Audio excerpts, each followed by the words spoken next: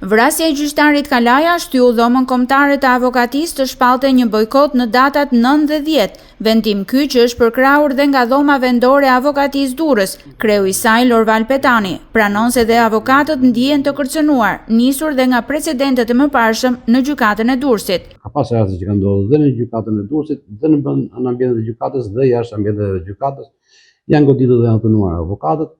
Dhoma kombëtare e avokatisë ka bërë këto problematika, i ka ngretur, i ka transmetuar, kanë bërë dhe në procesin e bojkotit dhe në shkretëse të ndryshme kur ne kemi pas takime, i kemi referuar këto probleme dhe Ministeri i Drejtësisë dhe Këshilli Lartë Gjyqësor, të gjithë janë të rrezikuar në situatë, sepse hapet fillon një precedent. Sipas Petanit, siguria e tokave të zeza prokurorëve dhe avokatëve nuk mund të lihet në dorën e një punonjësi të administratës së gjykatës.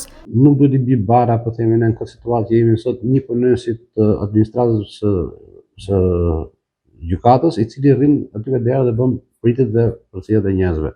Mllefin popullor në rrjetet sociale që pasoi vrasjen e gjyqtarit Kalaja, Petani e lidh me zvarritjen shumë vjeçare të gjyqeve dhe drejtësinë e munguar për qytetarët. Kryeministri një gjyq për zgjedhje dhe marrëdhënie në punës e ka fituar shkallë parë, po bën vite në apel dhe qytetari ndroi jetë dhe nuk arriti dot. Pra dhe me kërkesat tona të shumta, duke kërkuar që kishte një smundje të rëndë tumorale dhe kemi bërë dhe kërkesat dhe diagnozat e spitalit kemi çuar gjykatës duke kërkuar që të mundsonte një përshpejtim sa gjyqësore, nuk arriti. Ditën e premte në gjykatën e shkallës së parë Durrës nuk do të zhvillohen 32 seancat e planifikuara për shkak të bojkotit kombëtar të dhomës së avokatisë.